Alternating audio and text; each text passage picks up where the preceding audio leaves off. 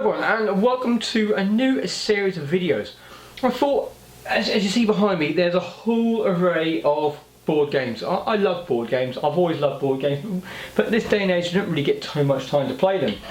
But I also like to sell board games at the same time as well. We've got games ranging from like favourite films I like, from Harry Potter and Disney. We've got some Risk. We've got the classic Risk. We've got Risk Transformers. We've got normal Risk now, Ticket to Ride, which is like the new version of Risk, really sort of modern day sort of Risk. So come out some classic family games, Downfall, Guess Who, a new one, Jumble Game, and we've got some retro family games up here. We've got like Olaf, the old new version of Pop the Pirate, Don't Break the Ice, and then behind me, on this side, we've got the old adult sort of games where we're looking at the Dark World, Village of Fear, Dungeons and Dragons, Atmosphere, and also the Star Wars X-Wing sort of games as well. So we've got lots and lots of things out there, but do we as resellers or collectors, say this series is actually aimed for collectors and resellers, do we know exactly what's inside each of these games? Second question, how much are these games really worth?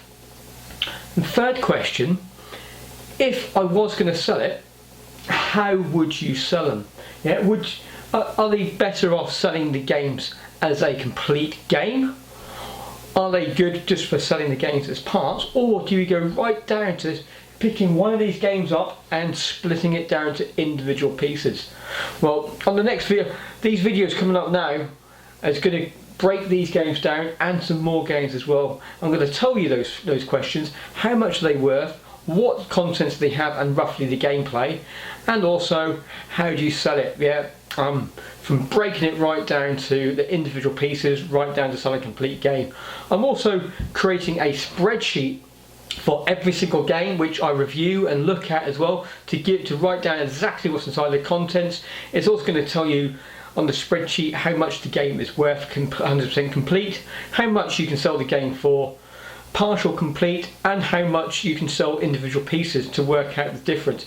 I'll give you one example by the end of this video, but you'll be surprised exactly the difference between a complete game and a game which is broken down for individual parts. I was shocked when I did it, sort of on there. I mean, we're not the difference of 100, I mean we're in the hundreds in pounds and difference in selling it complete or selling it as parts. So we're going to turn around the camera now and we're going to look at this game here, which is the Waddingtons game from 1992 of the Dark World. So let's turn this camera now, get this game set up and have a quick look. Okay, so what we're going to do now, we're going to have a look at the contents of actually the Dark World game itself. It was, as I say, it's done by Waddingtons, and it was round the early 1992.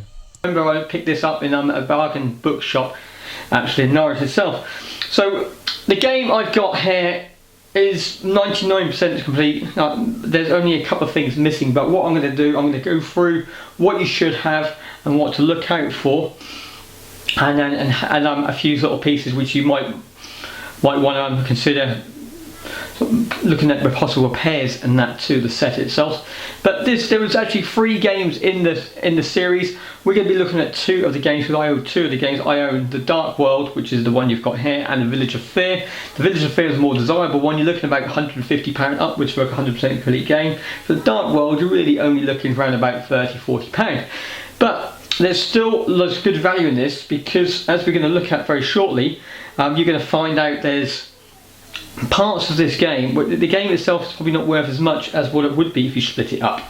Yeah, so enough said, let's have a quick look at the stuff. So the first thing I'm actually missing is the instruction manual, but I have actually downloaded the manual itself, which has got everything inside here, which is a nice easy thing. Just register to a website. Also, I will add a link to where I got this on the bottom of the description.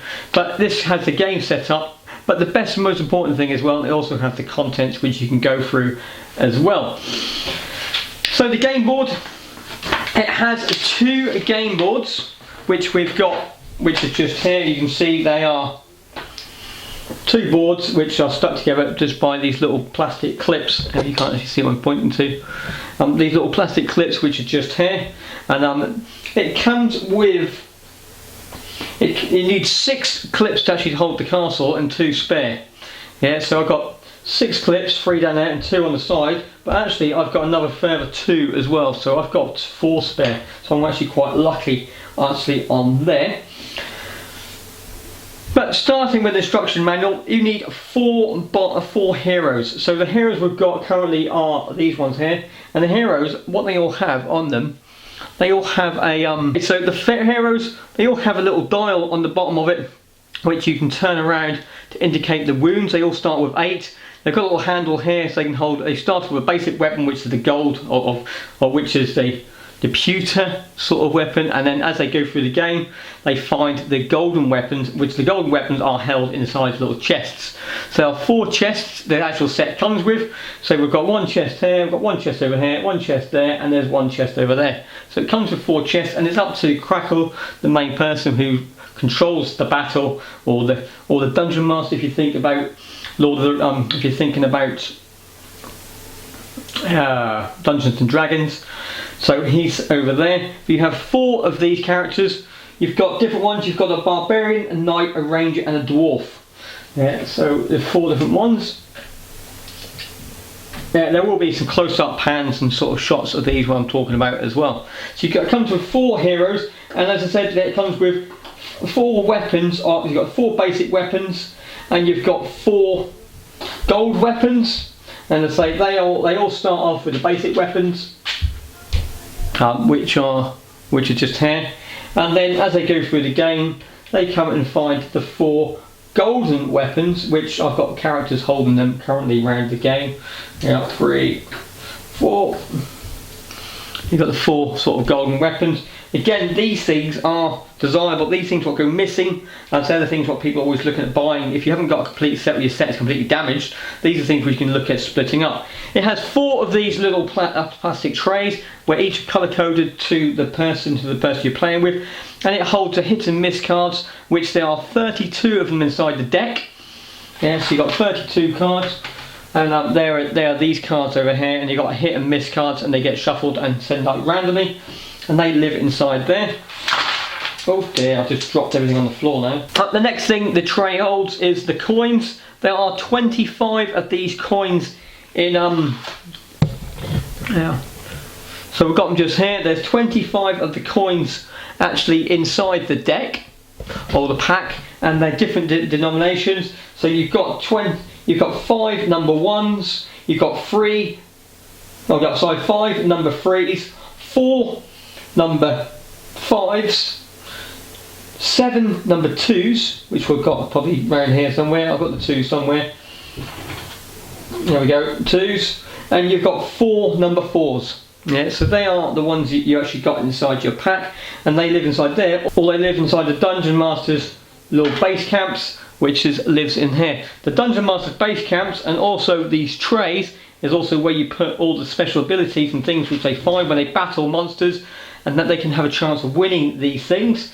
And they live inside here, so they're identical things. So you've got 12 potion bottles, you've got 2 grenades, and 4 flying boots or magic boots. And so I've got 1 full set here, and the rest of them are split up inside my movement trays, just for demonstration purposes in here. You've also got inside the little area where you've got your dead monsters. They all sit inside there. The rest of the monsters live just on the back, underneath the castle keep, if they're not in play, or if they're in play, they are inside the battlefield, which we can see here. The battlefield is made up of thin cardboard with slots inside it, so these are things you need to be wary of when you're looking at the set or looking after it. They're the things what could break on you. You can see there, just nice little flimsy bits of card to slot inside. But they also have these doors, plastic doors from little clips and hinges, these clips and little hinges, where they pop off and the doors just slide on. And so again, those things, there's 8 doors and 8 hinges inside that pack, and the castle itself has 3 castle doors which are slightly different, dungeon doors which are slightly different, you can see, which is just over there. The dungeon area, or the keep, whatever you want to call it, Comes in 7 pieces. It also has these sort of plastic foot clips which you can hold it onto the base of the set itself. I tend to not use it to make it. I think it'll break the set down if I'm going to use it. It's got these flags, 4 flags, the archway, and also the gaming mallet or mace, where you shake it and you put it down, and then it has gives you the turn order, so it changes each time. It's completely random for the so completely random each time, and that sort of lives up on the top over there. It comes with 5 little skulls, just for a little decorational purpose. Inside of the keep itself, you've also got 2 secret passages which are spinning sort of mirrors. You've got your 4 clips of 2 mirrors inside, and that is really it, apart from actually the monsters which will come in place. Each of the monsters have a scoring system, what the value is of that monster, just for the base.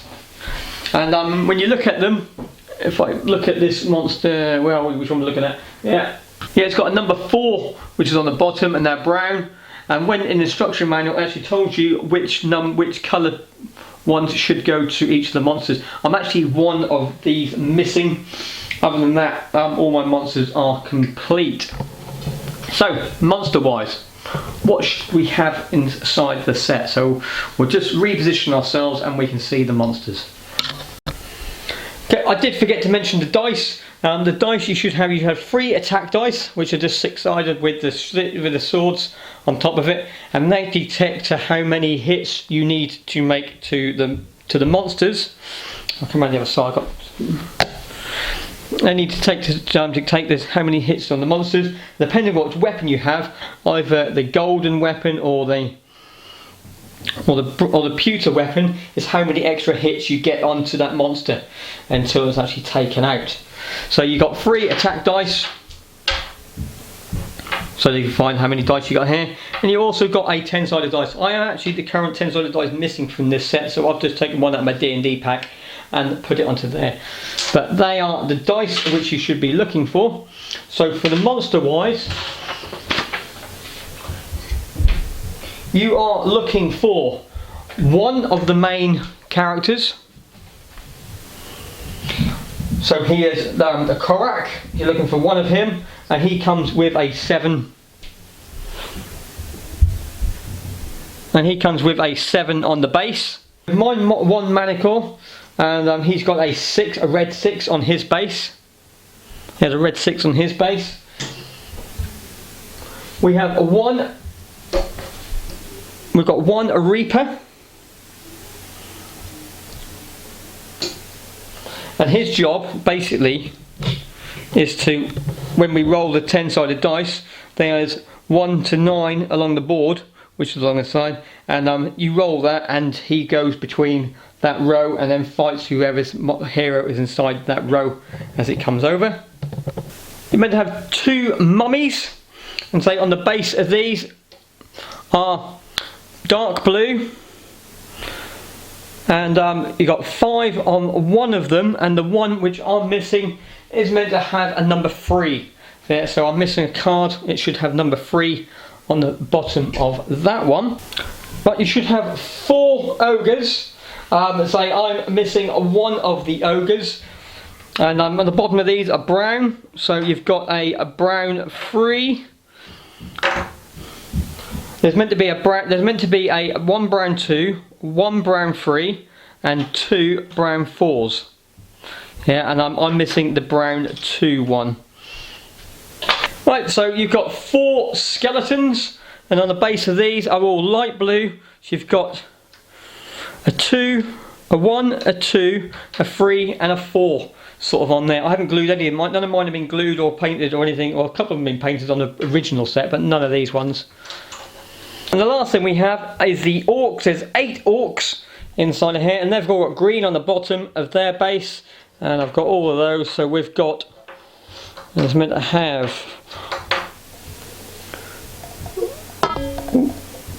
so you're meant to have 2 1s, 2 2s, 2 3s, and 2 4s.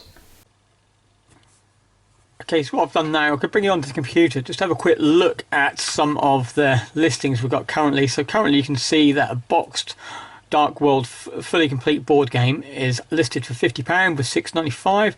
Some here with £10 with no bids. Then you've got some little pieces, £30, 4 bids. So you're looking at a £40 game, a £40 plus game. These are the ones which are listed, which I talked about. The other one, you can see I have £75. That is the more desirable game, but that's in French, hence why it's a lesser price than it would be normally. But if we go over to completed and sold, so that's current listings as of in middle of May. We just flick through until we find a completed game. So there we go. So we've got one game here, which is £36 which is £36 complete with things. So that backs up the £40. Another one here, another £40. This one here is incomplete. Incomplete. That's this one, £16, is actually the one I bidded on and bought myself. So that is the one. I'll be getting some pieces coming over fairly shortly. We've got some Dark World board games. So this is the one which I mentioned earlier on the video that I had some pieces missing. So this has actually got the figures I need and the 2 cards, which now makes my set 100% complete, because I've also found the instruction manual and I've also found the dice as well. So I've now actually got that set, which I'm really happy with. So coming through, you can just see that is where we are for the full complete set. Right, the other thing we looked at was, what if I split it down? So the miniatures itself, as we already saw, there's quite a few miniatures, and you can see the rough prices of these. You got for the main guy, the Korak, £3 plus £1.50 postage. The accessories, this is from the Village of Fear one, but the golden weapons, £3 and £1.50. Heroes, you're looking at £3 with £1.50 just for the bases. Sort of over on there. These are for the other set. The dice, £2.20 best offer, £3 for the full set, £1.20 for the instruction manual, grade B, so that wasn't a very good one. Going up to the top of this page, there was so this is the Manticore. We can see here he came in at £4 with £3 postage. So he actually is a bit thicker than a large letter, hence the thing. Just for the flags, £2 with 90p. Weapons, free. The golden weapons, as you see, £3 with 90p postage for everything. So if you look through this, actually split it down, you can get quite a bit of money sort of from that. So what I've actually now done, I've taken all these prices and average sale prices, and I've put them onto a spreadsheet, which I've mentioned earlier on, and you can see how much you can actually get for this entire game. Bearing in mind the game costs £40. So if you're going to buy it outright, but if you get less than that, it's a lot more. But this is what you can actually get. So on the miniatures alone, as you can see, I've got the prices £3, total cost £3, postage £1.50, and it says how many people there are inside of that set. And we're coming over, and if you just sold the miniatures on your own, including this is not including postage, this is just the miniatures, you're looking at £111.80. So you're already £60, well, so £70 better off. Even if you buy the box set for 40 and then splitting the figures on their own, you're still going to make £70. So it shows you there is money in these sets if you're going to part them out, but you need to wait time to do it. And the next one, this is the accessories and how I'd sell them down as accessories. Packs of 2 potions, 2 grenades, 2 boots, and how many there are, the total cost, and then the total cost for all of the sales, and you're looking at £128.60 just in the accessories. Sort of coming over, and then the last one, these are the game pieces, so all the items which aren't accessories and which aren't miniatures, coming over there, and it all comes down to a grand total of £140.95.